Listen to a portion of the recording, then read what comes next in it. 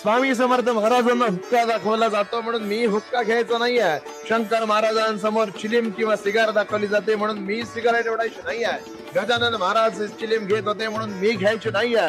त्रिभुवनाचे संहार करते भगवान शंकर वारुणी घेतात, वारुणीचं त्यांना नैवेद्य असतो म्हणून मी वारुणी प्यायची नाहीये. लक्षात घ्या, स्थितीला उत्पत्ती करत्याला कशाचाही भेद नाही.